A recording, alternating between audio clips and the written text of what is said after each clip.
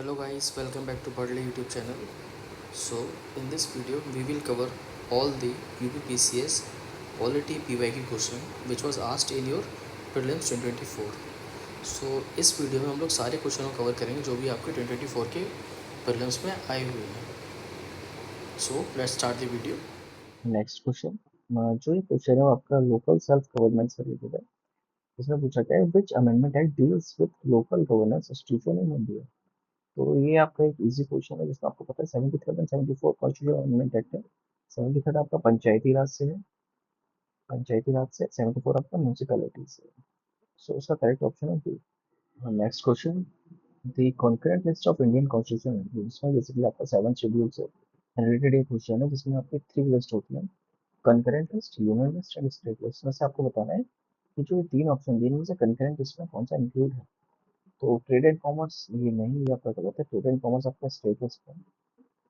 Adulteration of course yes ये correct है concurrent list का। सब्सक्रिप्शन ये भी करेक्ट है आपका, ये भी कंकरेंट लिस्ट में। So the correct option will be 2 and 3। D will be the correct. Next question consider the following statement with reference to special officer for linguistic minorities. जैसे कि आप देख सकते हैं जो आपकी कॉन्स्टिट्यूशनल बॉडीज होती है उससे या फोर्थ या फिफ्थ क्वेश्चन डायरेक्टली पूछा गया है। तो इससे आप पीवाईक्यू से आप ये पता कर सकते हैं कि आपको क्या पढ़ना है, क्या स्किप करना है। तो हम लोग इसको देखते हैं।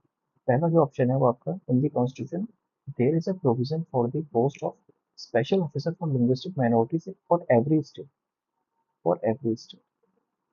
सेकंड हम लोग देखते हैं new article 350 B was added for this by the 9th Constitutional Amendment Act. So basically क्या है, यहाँ तक तो ये सही है, बट जो फॉर एवरी स्टेट ये गलत करता है, सारे स्टेट के लिए नहीं होता, ये गलत है। इंडिया लेवल पे एक ही होता है सिर्फ। बाकी हम लोग जो ऑप्शन 2 है उसमें देखते हैं, उसमें आर्टिकल 350 सही है, but 9th constitutional amendment act गलत है जो कि ऐड हुआ था 7th कॉन्स्टिट्यूशनल अमेंडमेंट एक्ट से। तो इसका जो ऑप्शन करेक्ट है वो होगा B, neither one not to.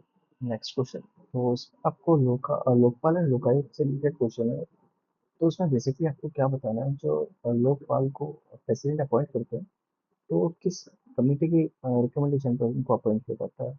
तो बेसिकली अगर आप थोड़ा बहुत भी अगर आपने लक्ष्मीनाथ वगैरह पढ़ किया तो इजीली आप सॉल्व कर सकते हो। तो जो कमेटी होती है जो रिकमेंड करती है लोकपाल के लिए, उसमें आपको होते हैं PM, then speaker of Lok Sabha, CGL और one person nominated by him and then one eminent jurist. So ये जो आपके लोग होते हैं ये रिकमेंड करते हैं लोकपाल को। तो chief justice of India supreme court of जज यस करेक्ट है आपका। चेयरमैन ऑफ राज्यसभा ये आपका गलत है। सेकंड अगर हम लोग बताते हैं तो ये आर्टिकल डी आपका डायरेक्ट 3 एंड 4 करेक्ट है। सो उसका जो करेक्ट ऑप्शन है वो आपका डी होगा 1, 3 and 4। Next question which of the following is not a level in three tier Panchayati Raj recommended by the Balwant Rai Mehta committee. तो उसमें बेसिकली बलवंत राय मेहता कमेटी ने जो रिकमेंडेशन दी थी 3 टियर पंचायती राज की उसके बारे में पूछा है। तो बलवंत राय ने आपको जिला पंचायत, ग्राम पंचायत और पंचायत समिति ये तीनों को बताया गया था। जो जिला पंचायत होगा वो आपका डिस्ट्रिक्ट लेवल पे होगा, जो ग्राम पंचायत होगा वो आपका विलेज लेवल पे होगा, और जो पंचायत समिति होगी वो आपका ब्लॉक लेवल पे होगा। तो ये तीन बलवंत राय मेहता कमेटी ने रिकमेंड किए थे। न्याय पंचायत जैसा कुछ भी नहीं है, तो ये आपका गलत है। सो सर नॉट करेक्ट पूछा तो करेक्ट ऑप्शन डी होगा इसका। नेक्स्ट क्वेश्चन तो इसमें आपको लिस्ट वन और लिस्ट टू दी है, इसमें आपको मैच करना है। तो बेसिकली इसमें क्या है, जो आपका टर्म्स दे रखे हैं और वो किसके द्वारा दिए गए थे ये आपको इसीलिए इसमें बताना है। तो बेसिकली अगर आपने 11th क्लास की पॉलिटी पॉलिटी की आपने एनसीईआरटी पढ़ी है, पॉलिटिकल थ्योरी, तो आप ये क्वेश्चन इजीली कर सकते हो। अगर नहीं पढ़ी है तो ये काफ़ी डिफिकल्ट होगा आपके लिए। तो हम लोग देखते हैं इसमें जैसे कॉपरेटिव फेडरलिज्म भी क्या है। कॉपरेटिव फेडरलिज्म तो बेसिकली सब लोग पढ़ते हैं ग्रेविल लॉ से। तो आपका जो ए है, ए का हो जाएगा 4, ए का 4 हो जाएगा। तो अगर आपको ए भी पता है तो ये कट गया, ये भी कट गया और ये भी कट गया। तो सी एलिमिनेशन से इजीली क्वेश्चन हो रहा है। अगर आपको नहीं भी, अगर सिर्फ आपको एक ऑप्शन भी पता है तो आप इजीली कर सकते हो। अब अगर हम देखें बार्गेनिंग फेडरलिज्म, ये आपका मॉडल जोर्स है, कॉसी फेडरलिज्म ये भी हम लोग को पता रहता है, कैसी भी रहती है आपकी लक्ष्मीकांत ने भी दिया है। फेडरलिज्म विद सेंट्रलाइजिंग टेंडेंसी ये आपका आइवर जेनिस, ये भी आपका इजीली लोग पढ़ते ही हैं। बाकी ये इतना इजी क्वेश्चन नहीं था। अगर आपने थोड़ा इन डेप्थ पढ़ा है तो आप एक इजीली कर सकते हैं। नेक्स्ट क्वेश्चन तो हम लोग इसमें देखते हैं, इसमें आपके अमेंडमेंट्स दिए हुए हैं। और पूछा गया कि वो किस ईयर में आए थे। तो ये क्वेश्चन बहुत लॉजिकली भी हो सकता है। अगर आप इसमें देखो तो 96 कॉन्स्टिट्यूशन अमेंडमेंट एक्ट पूछा गया। तो उसमें जैसे कि आप देख सकते हो 96 मतलब सबसे लास्ट में आया होगा। तो सबसे लास्ट में 96 मतलब 2011 है ना।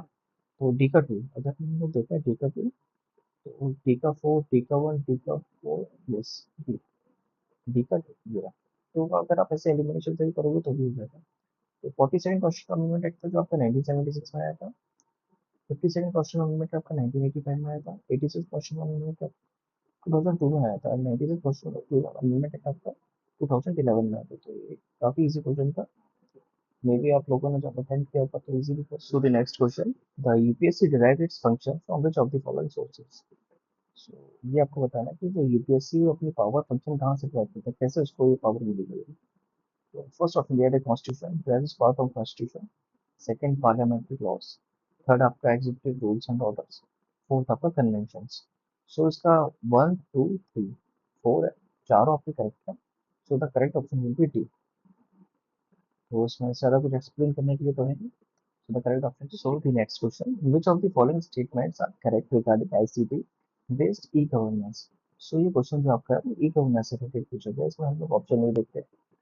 E governance reduce transparency of the government. Absolutely incorrect. Basically e governance अगर होगा तो ट्रांसपेरेंसी इंक्रीज करेगा ना कि रिड्यूस। तो फर्स्ट तो आपका गलत हो गया। एंड द सेकंड हम लोग ऑप्शन देखते हैं, e governance reduce the cost of government. Yes, this is correct. E governance increases citizens input into government. Yes, ये भी करेक्ट है आपका। फोर्थ ऑप्शन अगर हम देखें तो e governance increase bureaucratic red tapism. Increase red tapism ये तो कहीं से कोई सेंस ही नहीं बनाता है। अगर ई गवर्नेंस होगा तो रेड टेपिज्म आपका डिक्रीज होगा, ये तो गलत ही है। So the correct option will be B, 2 and 3 only. So the next question, given below are two statements. One is labeled as assertion and the other is reason. So हम लोग assertion देखते हैं जिसमें article 352 of Indian constitution deal with the declaration of emergency. ये आपका assertion भी है। जिसका रीजन बताया गया वो है an emergency may take place at any time. तो बेसिकली आपका जो असर्शन है वो करेक्ट है।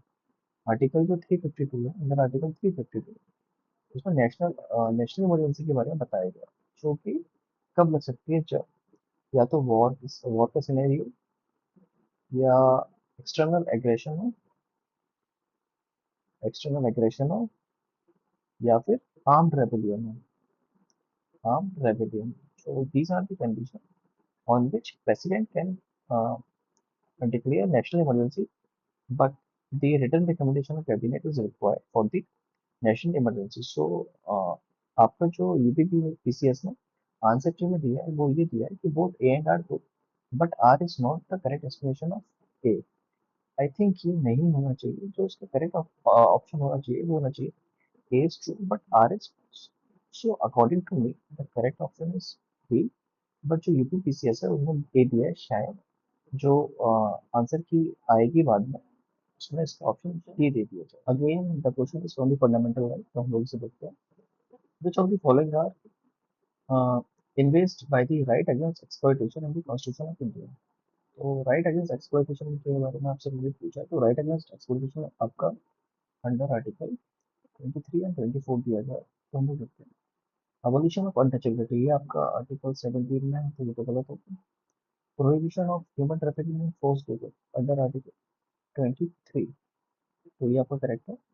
Prohibition of employment of children in factories and mines, yes, ये भी करेक्ट है अंडर आर्टिकल 24, ये भी करेक्ट है। और अगर फोर हम लोग फोर्थ ऑप्शन देखें, correction of interest of minority, ये गलत है। ये आपका अंडर आर्टिकल 29 दिया गया है। तो इसका जो करेक्ट ऑप्शन होगा आपका वो होगा 2 and 3, A will be the correct option. So next question, इसमें आपके डायरेक्टली आर्टिकल दिए हुए हैं। डायरेक्टली आपसे पूछा गया है कि कौन सा जो आपका कॉन्स्टिट्यूशन बॉडी है वो किस आर्टिकल से रिलेटेड है। इसी क्वेश्चन है आपका। तो हम लोग देखते हैं, जैसे कि फाइनेंस कमीशन का सबको पता रहता है, बी का 3। तो फाइनेंस कमीशन का आर्टिकल होता है 280। अगर हम लोग देखें आर्टिकल 2 इसमें बी का 3 किसमें दे रखा है, तो बी का 1, बी का 1, बी का 2। तो देखिए हमें डायरेक्टली एलिमिनेशन से आंसर इसका मिल गया है। तो इसका करेक्ट ऑप्शन होगा सी। बाकी हम लोग और देख लेते हैं। जो आपका कंसोलिडेटेड फंड ऑफ इंडिया है वो अंडर आर्टिकल 266 होता है। फाइनेंस कमीशन अंडर आर्टिकल 280 होता है। आपका जो फाइनेंशियल इमरजेंसी होती है वो आर्टिकल 360 में होता है। एंड जो कंट्रोल ऑडिट जनरल होता है वो आर्टिकल 148 से 151 के बीच में दिया रहता है। तो करेक्ट ऑप्शन होगा सी। नेक्स्ट क्वेश्चन, तो इसमें हम लोग देखते हैं which of the following pairs is not correctly matched. इसमें मोस्टली क्वेश्चन में ये नॉट करेक्टली मैच्ड आपको भी होता है। तो फर्स्ट ऑप्शन है इक्वलिटी बिफोर लॉ, ये guarantee to both citizen and non citizen, ये आपका करेक्ट है। Equality of opportunity in public employment guaranteed only to Indian citizen, ये भी आपका करेक्ट है। क्रिएटिंग अ न्यू स्टेट, ये जो पावर है पार्लियामेंट के, यस, अंडर आर्टिकल 3 ये पावर ऑफ पार्लियामेंट के, ये भी करेक्ट है। Altering the name of the state, power of state legislature, ये गलत है। जो आपका आर्टिकल 3 है, अंडर आर्टिकल 3, उसमें ये बताया गया है कि जो ये अल्टरनेशन अल्टरेशन, आपका बाउंड्री बाउंड्री का चेंज करना, अल्टरेशन ऑफ नेम, ये सब जो पावर है पार्लियामेंट की है। सो द करेक्ट ऑप्शन इसका होगा दिस क्वेश्चन। जैसे कि आप देख सकते हैं यूपीपीसीएस का जो लेवल है वो अच्छा खासा इस बार गया है 2024 में। पहले डायरेक्टली वन लाइनर क्वेश्चन आते थे, बट जो अब जो ये फ्रेमिंग हो गई है यूपीएससी लेवल की हो गई है। तो हम लोग देखते हैं next question. Given below are two statement, one is labeled as assertion and the other as reason। तो assertion जो है वो दिया है, according to the constitution of India the same person cannot function as the governor of two or more state at the same time। ये आपका assertion है। Reason दिया गया है article 153 of the Indian constitution state that there shall be governor of each states. तो assertion और reason का question अगर होता है तो आप कुछ नहीं करना, असर्शन के बाद आप बिकॉज लगा दो, बिकॉज करके अगर सेकंड आपका सही हो रहा है तो वो हो जाएगा। तो जैसे कि इसमें आप देख सकते हो असर्शन आपका गलत दे रखा है। According to constitution of India the same person can function as governor of two or more state, ये तो गलत ही है। सेवंथ कॉन्स्टिट्यूशन अमेंडमेंट में आपको पढ़ा होगा that the governor can act as a governor of two or more state. ये आपका गलत हो गया सेक्शन। अगर ये गलत है तो सीधा सीधा आपको ऑप्शन मिल जाएगा A is false but R is true, तो ये डायरेक्टली आपको मिलता है। So correct option is B. Next question, so जो ये क्वेश्चन है वो आपका फंडामेंटल राइट से रिलेटेड है। वैसे भी फंडामेंटल राइट यूपीपीसीएस का बहुत फेवरेट टॉपिक है। तो हम लोग देखते हैं which of the following freedom is not guaranteed by the Indian constitution under article 19। तो आपको अंडर आर्टिकल 19 से रिलेटेड पूछा गया है। तो फर्स्ट स्टेटमेंट आपसे नॉट करेक्ट बताना है आपको। पहला दिया है आपका freedom to assembly assemble peacefully and without arms, ये तो आपका करेक्ट है। 19 सब क्लॉज बी में आपका ये दे रखा है। सी देखते हैं हम लोग, freedom to move freely throughout the country, ये भी आपका 19 में दे रखा है, आर्टिकल 90 सब क्लॉज टी। और जो आपका डी है freedom to practice and trade of the or profession, ये भी आपका दे रखा है 19 सब क्लॉज जी। तो ये तीन तो आपके करेक्ट है। बट जो आपका बी है freedom to own acquire and dispose of property, ये आपका पहले था बट इसको 44 कॉन्स्टिट्यूशन अमेंडमेंट एक्ट से रिमूव कर दिया गया है। सो आपका जो इसमें नॉट गारंटेड है वो आपका होगा B. So the correct option will be option B. So next question, which of the following is not correctly matched? इसमें आपको चार कमेटी दी गई है और उनके फंक्शंस पूछे हैं। तो जो आपकी जीवीके राव कमेटी है वो प्लानिंग एडेड ब्लॉक लेवल का है या पंचायती राज में पड़ती है, ये करेक्ट है। जनता वाला कमेटी आपकी रूरल क्रेडिट से रिलेटेड है, ये भी सही है। अशोक मेहता कमेटी है पंचायती राज की, ये भी करते हैं, तो सब पढ़ते ही हैं। और जो आपकी संतनाम कमेटी है वो पंचायती राज फाइनेंस से नहीं है, ये करते हैं। जो आपकी सदनाम कमेटी है वो आपकी committee on prevention of corruption, corruption से रिलेटेड है। आपने पढ़ा होगा सीबीसी का सेंट्रल बिजनेस कमीशन जो है वो संथन कमेटी की रिकमेंडेशन पे ही फॉर्म होता है। सो इसका करेक्ट ऑप्शन जो आपका नॉट करेक्टली पूछा है, तो जो इसमें आपका करेक्ट ऑप्शन होगा वो होगा संथनाम कमेटी सी। ये क्वेश्चन अच्छा है, हम लोग देखते हैं which of the following are the function of the election commissioner of India. So जो आपका फर्स्ट ऑप्शन है conduct of elections for the post of speaker and the deputy speaker of the Lok Sabha and deputy chairman of Rajya Sabha, ये आपका first statement है। Second statement है आपका conduct of election of municipal corporation and municipalities and the third option जो दिया है वो है deciding on all the doubts and disputes arising out of the above election. तो जो आपका फर्स्ट स्टेटमेंट है वो आपका गलत है, क्योंकि जो स्पीकर का जो इलेक्शन होता है और डेप्यूटी स्पीकर का इलेक्शन होता है वो किया जाता है अमंग देमसेल्फ, मतलब जो एमपी जो मेंबर ऑफ द पार्लियामेंट होते हैं वो अमंग देमसेल्फ ही खुद से ही करते हैं इसका जो स्पीकर है उसके लिए। एंड जो आपका जो इलेक्शन है म्यूनसिपल कॉर्पोरेशन और म्यूनसिपैलिटी का वो स्टेट इलेक्शन कमीशन करवाता है, ना कि इलेक्शन कमीशन ऑफ इंडिया। सो ये भी गलत है, ये भी गलत है। And all doubts and dispute arising out of the election, तो ये तो वैसे ही गलत हो गया। सो आपका करेक्ट स्टेटमेंट होगा, आंसर होगा इसका D none of following statements and amendment to the constitution of India can be initiated by the. तो ये क्वेश्चन में आपसे अमेंडमेंट से रिलेटेड पूछा गया कि अमेंडमेंट जो आपका प्रोसीजर होता है वो इनिशिएट कैसे होता है। जो अंडर आर्टिकल 368 बताया गया है, इसमें आपका ऑप्शन दे रखे हैं Lok Sabha, Rajya Sabha, state legislature and president of India. So एक इजी क्वेश्चन है, इसमें अगर आपने थोड़ा भी पढ़ा है तो आपको पता होगा कि जो अमेंडमेंट है वो आपका या तो लोकसभा या राज्यसभा में इनिशिएट हो सकता है। अगर वो लोकसभा में इनिशिएट हो रहा है तो लोकसभा में पास होने के बाद वो राज्यसभा में जाता है, वहां पर भी पास होने के बाद उसमें प्रेसिडेंट के साइन लगते हैं, उसके बाद वो पास होता है। तो आपका इसका आंसर होगा 1 and 2। क्वेश्चन में पूछा गया है which of the following is are stated in the constitution of India.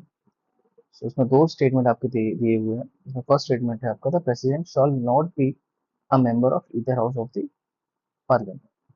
And the second option is the parliament shell consist of president and both houses. So first option आपका correct है। President जो होता है वो आपका किसी भी house का मेंबर नहीं होता, neither Lok Sabha nor Rajya Sabha. But जो पार्लियामेंट होता है वो कंसिस्ट करता है आपका Lok Sabha plus Rajya Sabha plus president. So both आपके ऑप्शंस करेक्ट है। So answer will be A. Question आपका यूपीपीसीएस प्रीलिम्स 2024 में पूछा गया था, तो चलिए इस क्वेश्चन को देखते हैं। तो विच of the following is not correctly matched. इसमें आपको बताना है कि आपको आर्टिकल्स दिए गए हैं, इसमें आपको बताना है कि कौन सा करेक्टली मैच नहीं है।